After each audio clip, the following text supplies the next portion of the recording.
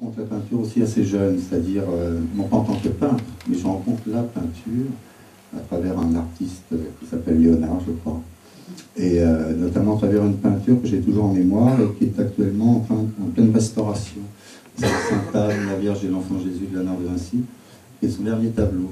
Et ce tableau me happe, ou happe quelque chose de moi, et je ne peux plus sortir. Donc il y avait cette dualité, et bon, les années passant, l'expérience passant... Cette dualité ou cette conjugaison?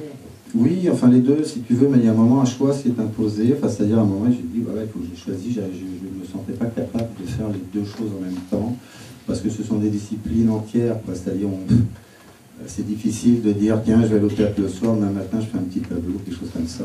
Enfin, je n'avais pas cette capacité, il y en a peut-être qui l'ont d'ailleurs, mais pas moi.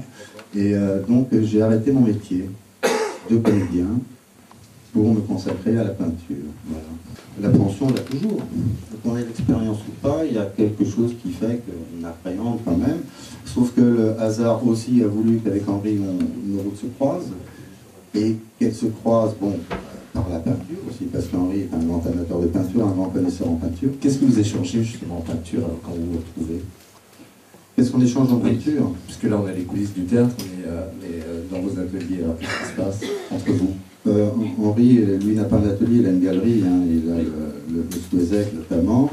Bon, c'est un goût qu'on partage assez librement, assez facilement. C'est-à-dire, je pense que quand on s'intéresse à ça, à un moment, bon, c'est comme des moments un peu familiers, tu vois, c'est-à-dire, on n'a pas besoin forcément de parler, on peut regarder, ça suffit.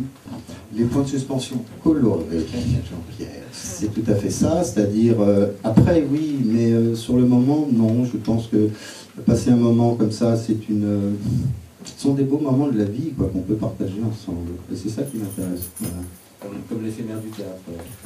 Oui, l'éphémère du théâtre, sauf que le théâtre aussi se travaille, bah, tu le sais. Hein, c'est ce que je voulais savoir justement, puisque voilà, c'est-à-dire en travail. Voilà, je voulais savoir comment ça se passait en coulisses, justement. Qu'est-ce que vous faisiez là tous les deux par rapport à cette manifestation du mois d'octobre de cette année?